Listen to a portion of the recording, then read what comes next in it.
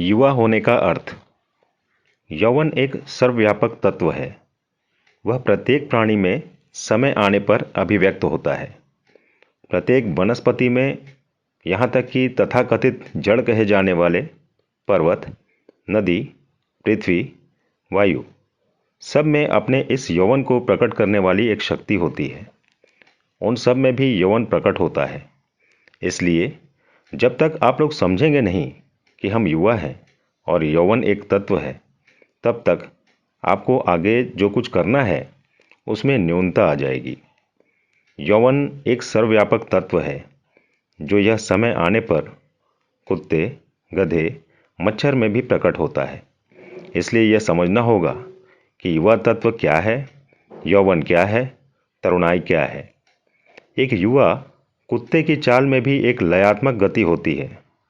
एक मच्छर भी जब युवावस्था में आता है तो उसकी भिनभिनाहट में तारतम्य होता है, एक लय होता है, उसमें भी एक राग होता है। किंतु जब मानव में यौवन प्रकट होता है तो उसका तो कहना ही क्या। एक युवा को देखते ही लगना चाहिए कि वह युवा है, चाहे वह लड़का हो या लड़की। इसलिए मैं आपको निवेदन करूंगा कि यौवन को ठीक से समझिए।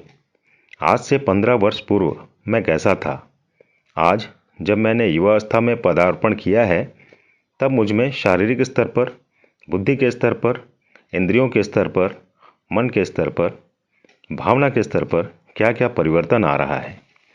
यदि आपने अपने इस युवावस्था को सर्वव्यापक युवा तत्व से नहीं जोड़ा तो आपके अंदर वह व्यापक शक्ति प्रकट नहीं होगी, आपके अंदर वह विश्व लय प्रकट नहीं होगा, आपकी भावना के अंदर उछाल नहीं आएगा। इसलिए आपसे निवेदन करूंगा कि युवा तत्व में छिपी अनंत शक्ति को थोड़ा समझने का प्रयास करें। वायु और युवा। हिमाच्छादित शिखरों के पार, घाटियों को पार करती हुई, सारे प्राणियों में, वनस्पतियों में प्रविष्ट होती हुई, नदी, नालों, मैदानों को पार करती हुई, सागर के वक्षस्थल पर उछलती हुई, लहरों को उत्पन्न करती हुई, यह हवा सरसराती हुई चल रही है। यह समीर चल रहा है, यह अनिल चल रहा है। युवा को समझना है तो वायु को समझना होगा। वसंत वायु को, ग्रीष्म की वायु को, शरद की वायु को, वर्षा ऋतु की वायु को, बादल के साथ खेल रहे वायु को, हमारे रेगिस्तान में भतूले उठाती हुई वायु को समझना होगा। अगर वायु को समझ लिया, उसको जान लिया, तो आपको पता लगेगा युवा किसे कहते हैं। वायु को उलट लोगे तो क्या हो जाता है? युवा हो जाता है। क्या युवा अपने आप को वायु जैसा समझ रहा है? युवा शब्द का अर्थ होता है जो जोड़ता है। युज धातु से युवा शब्द बना है। त्रु धातु से तरुण शब्द बना है, जो तैरता है, तारता है, उछलता है, पार करता है, जोड़ कर रखता है, जुड़ता है, जोड़ता है, उसे युवा कहते हैं। इसलिए यौवन को समझना है तो वायु पर अपना ध्यान केंद्रित करना। जीवन का मधुमास, युवावस्था। यौवन को समझना है तो सागर के तट पर चले जाना। सागर कैसे गुनगुनाता है, लहर पर लहर बनकर उछलता हुआ, तट पर टकराकर के बूंदों के रूप में बिखरता हुआ, गुनगुनाता हुआ, गाता हुआ, अपने अंदर एक आगाध गहराई को लिए हुए सागर है, अपने अंदर अनंत विस्तार लिए हुए सागर है। यौवन को समझना है तो सागर के तट पर जाकर उसका ध्यान करना, उसको सुनना, उससे बातें करना, उसके साथ गुनगुनाना। यौवन को समझने हेतु वसंत ऋतु के साथ थोड़ा सत्संग करना। वसंत में हर पेड़ पौधे में, हर वनस्पति में, हर प्राणी में शब्द, स्पर्श, रूप, रस, गंध की एक उमड़न होती है। आप अर्बुदाचल के अरण्य में चले जाएं तो वहाँ हर चट्टान में से एक रस निकलता है, हर टहनी में से रस टपकता है। इसे मधुमास कहते हैं। मानव में भी यह होता है, लेकिन मानव इसे समझ नहीं पाता। इसलिए युवा को समझना हो तो वसंत को समझना। वसंत को समझ लिया तो आपको पता लगेगा कि मैं कैसी अद्भुत अवस्था से गुजर रहा हूँ। युवावस्था आपके जीवन का मधुमास है।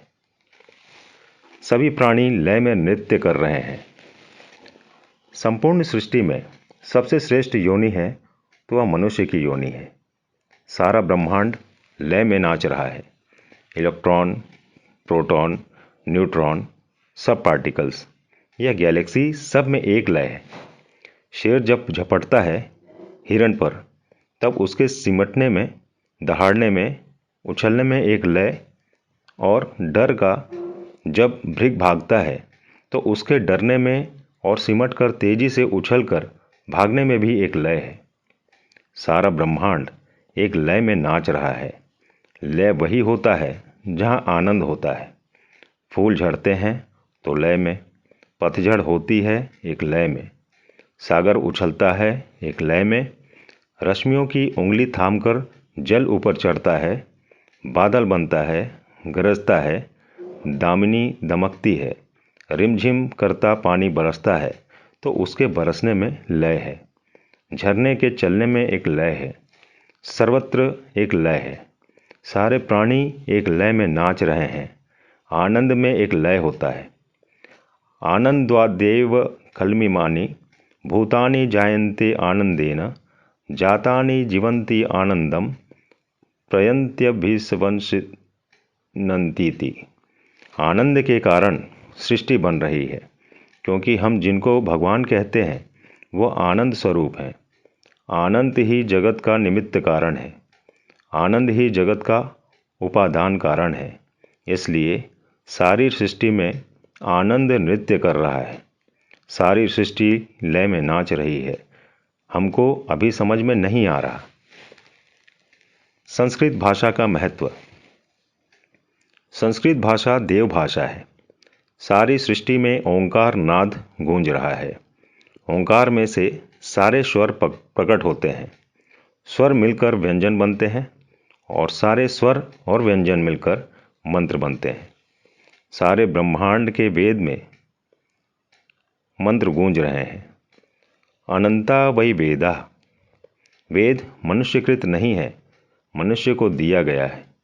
इसलिए सारे वेद ब्रह्मांड में गूंज रहे हैं। यह देव भाषा है। देव इसी भाषा में संवाद करते हैं। हमें समझना पड़ेगा कि हमारी संस्कृति कैसी अद्भुत संस्कृति है। इसलिए संस्कृत भाषा सभी भाषाओं की जननी है। कुछ शब्द कहूँगा। मातृ शब्द मदर बन गया, पितृ शब्द फादर बन गया, भ्रातृ शब्द ब्रदर बन गया। हजारों शब्द ऐसे हैं जो लैटिन, फ्रेंच, जर्मन एवं हमारी प्रांतीय भाषाओं में संस्कृत भाषा से परिवर्तित हो गए, स्थानांतरित हो गए, बदल गए, अपभ्रंश हो गए। संस्कृत का एक शब्द प्रचलित है, ऋतम। सारा ब्रह्मांड एक ऋतु के द्वारा धारित है, संचालित है। ऋतु के द्वारा उत्पन्न होता है, धारित होता है और लीन हो जाता है। वह ऋतम शब्द रिदम बन गया। ऋतम शब्द रिदम बन गया। रिदम शब्द कहता हूँ तो अंग्रेजी शब्द है।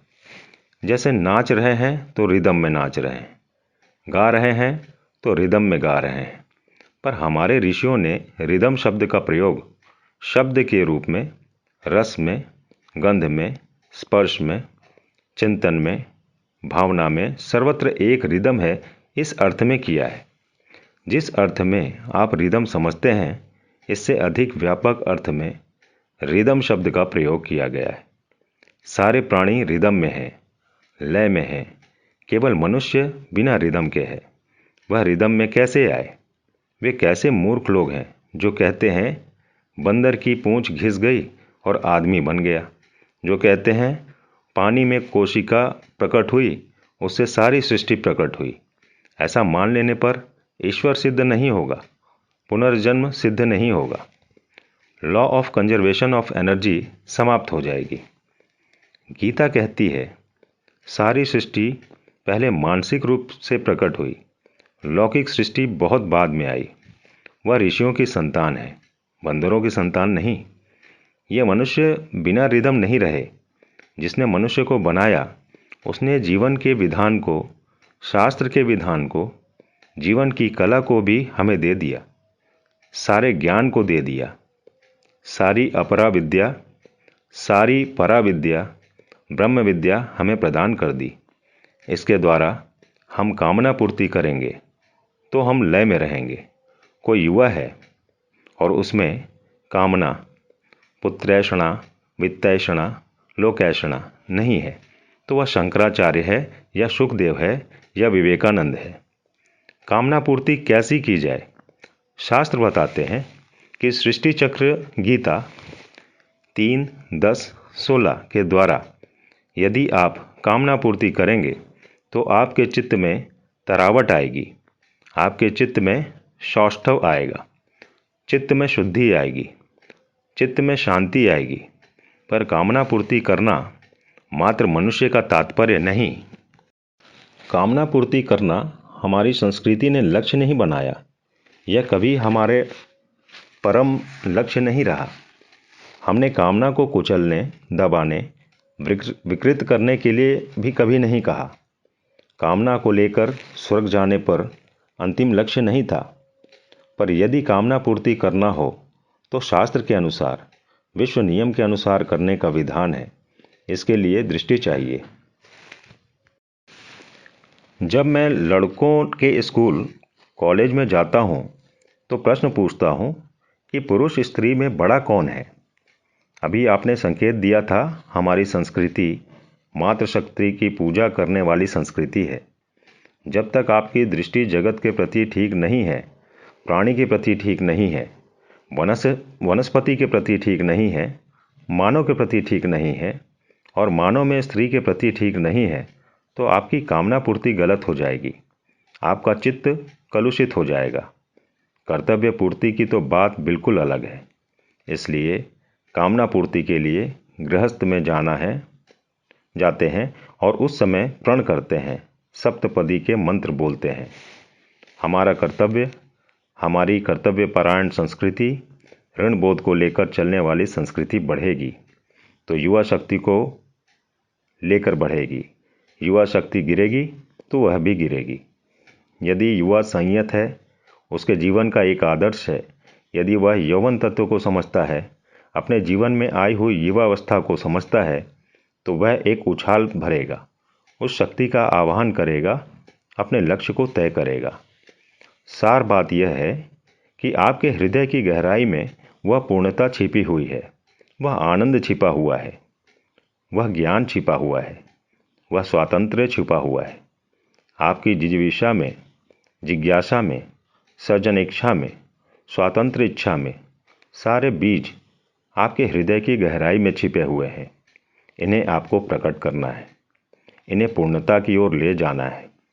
इसलिए सर्वोत्तम प्रेरणा यह है कि मेरे जीवन में युवावस्था आए तो मैं इस विश्व को बनाने वाले के साथ में विश्व नियम को समझकर उसके साथ में क्रीड़ा कर सकता हूँ, दौड़ सकता हूँ, नाच सकता हूँ। युवा ही धर्मशील हो सकता है। इसलिए बंधुओं, युवावस्था आपके जीवन का एक सुंदरतम समय है, आपके जीवन का सबसे खतरनाक समय भी है। यदि आपने जीवन की दृष्टि ठीक नहीं की, अपने जगत के प्रति, अपने आप के प्रति, जगदीश्वर के प्रति, संस्कृति के प्रति, धर्म के प्रति, सुख व सौंदर्य आनंद के प्रति, जीव जगत ईश्वर नारी पर्यावरण आदि के प्रति आपकी अवधारणा स्पष्ट नहीं है, जीवन मृत्यु धर्म पूर्णता के प्रति आपकी दृष्टि सूक्ष्म व पूर्ण नहीं है, तो आपके अंदर चिर यौवन प्रकट नहीं होगा। चिर यौवन प्रकट होने के लिए मनुष्य का जीवन और मनुष्य में श्रेष्ठ जीवन युवा का है। इसलिए हमारी संस्कृति कहती है, हमको यह दुर्लभ मनुष्य का जीवन मिला है, ये ऋण है हमारे ऊपर, देव ऋण, ऋषि ऋण, पितृ ऋण, मनुष्य ऋण और भूत ऋण। मनन करना जाकर इस पर। इसके अंतर्गत आपका देश, आपकी भाषा, आपकी संस्कृति, पूरा पर्यावरण, पूरी मानवता आ जाती है। स्वयं को सच्चाई से स्वीकार करो। वी आर इको फ्रेंडली, ये नारे चल रहे हैं। हम तो आदर और कृतज्ञता पूर्वक पर्यावरण को अपनाते हैं। पर्यावरण बहुत बड़ा विद्यालय है। जैसे हमारा अंतःकरण बहुत बड़ा विद्यालय है, उसी प्रकार पर्यावरण एक विद्यालय है। जब हम शिक्षा दर्शन की बात करते हैं तो गुरु एक सर्वव्यापक तत्व है। एकलव्य को ज्ञान मिट्टी की मूर्ति से प्राप्त हुआ था, अपने अंदर से प्राप्त हुआ था, या द्रोणाचार्य ने उसे दिया था जाकर चिंतन करना। इसलिए ज्ञान के क्षेत्र में बैठकर हम घंटों चिंतन करते हैं। जो तंत्र हम पर लाद दिया गया है, इसको सहन करने की आवश्यकता कहाँ है? इसको हम सहसा उठा करके फेंक भी नहीं सकते। वह समय भी आएगा जब इसको उठाकर फेंक दिया जाएगा। आप क्या कर रहे हैं? एक संगठन की इकाई बनकर क्या कर रहे हैं? और व्यक्तिगत रूप से अपने घर में क्या कर रहे हैं? क्या आपकी दिनचर्या ठीक है? क्या आप व्यसनों से मुक्त हैं? क्या आपने अपने जीवन के लक्ष्य को निश्चित कर लिया है? इसलिए हमारी संस्कृति कहती है, स्वयं को सच्चाई से स्वीकार करो और सच्चाई से स्वीकार करके आगे बढ़ने के लिए छलांग लगाओ। हमारे यहाँ कहा गया है कि सा विद्या या विमुक्तये। इसको बहुत सुना होगा, किंतु क्या कभी चिंतन किया है? विद्या वह होती है जो आपको मुक्त कर देती है, पूर्ण बना देती है। हमारी संस्कृति इससे आगे बढ़कर कहती है, या विद्या सा विमुक्तये। जो विद्या है वो आपको मुक्त कर देगी। यह किससे द्वारा संभव होगा? जब आपकी जवानी की दृष्टि ठीक होगी। चाहे आप लोहार का काम करें, चाहे जूते सीने का काम करें, चाहे हल चलाएं, या आप अध्यापक बने, पर आप उस पूर्णता को, उस आनंद को प्राप्त कर सकते हैं जो एक पृथ्वी का सम्राट समस्त भोगों का आह्वान नहीं किया, समस्त भोगों से प्राप्त होता है। उससे कहीं अधिक आनंद आप सत्कर्म व स्वधर्म के द्वारा ईश्वर की अर्चना करके प्राप्त कर सकते हैं। यह परिपूर्ण जीवन दर्शन है। इसलिए कलाम साहब ने कहा, इग्नाइट द माइंड, मन को प्रज्वलित करो। लेकिन सावधान रहना, मन को इतना इग्नाइट मत कर देना कि इसकी पूर्ति करते समय बाधा आए और बाधा पार करने में असफल होने पर विषाद में चले जाएं। युवा कभी विषाद में नहीं जा सकता। यदि उसके पास यह जीवन दर्शन है तो सूखी रोटी खाकर, चने चबाकर अपने अंदर जो उमड़ घुमड़ कर आनंद प्रकट हो रहा है उसको बांट सकता है। युवा वह है जो सबको प्यार कर सकता है। उसकी बाहों में इतनी ताकत है कि सारी समष्टि को अपने बाहों में समा सकता है। इसलिए अपने यौवन को समझ लो, अपने कर्तव्य बोध को समझ लो। वह भाई ही क्या जो अपने सामने ही अपनी बहन पर कुदृष्टि डालने को चुपचाप देखता रहे? वह मित्र ही क्या जिसके रहते मित्र की बहन पर कोई कुदृष्टि डाल दे, हमारी माँ के प्रति कुदृष्टि डाल दे और हम चुप रहें? आज तो हमारी भारत माता को नोचने के लिए चारों ओर आसुरी शक्तियाँ काम कर रही हैं। वैश्विक, पैशाचिक, अपसांस्कृतिक शक्तियाँ हमारे धर्म पर आक्रमण कर रही हैं और हमारा खून नहीं खौल रहा। इसका अर्थ यह है कि आपने अपनी शक्ति का आवाहन नहीं किया है। यदि आप में यौवन है और हनुमान को आदर्श माना है तो ओलंपिक खेलों में गोल्ड मेडल की झड़ी लग जानी चाहिए। हर छलांग में गोल्ड मेडल, कराटे में गोल्ड मेडल, फुटबॉल में गोल्ड मेडल। ऐसा क्यों नहीं होता? क्योंकि हमारी सोच, दृष्टि, साधना, उपासना सब एकांकी हो गई है। हनुमान के पास बैठकर युवा झुनझुने बजा रहे हैं। हर हनुमान मंदिर में अखाड़े का, कराटे का, संस्कृति शिक्षण का, संगीत विद्या सीखने का स्थान होना चाहिए। ऐसे अपने इष्ट से जुड़कर, महापुरुष से जुड़कर, अपने आदर्श से जुड़कर, अपने शास्त्र और संस्कृति से जुड़कर अपना विकास करें। आपके ऊपर एक दायित्व है, उसका ठीक से निर्वाह करें। जय श्री राम कृष्ण।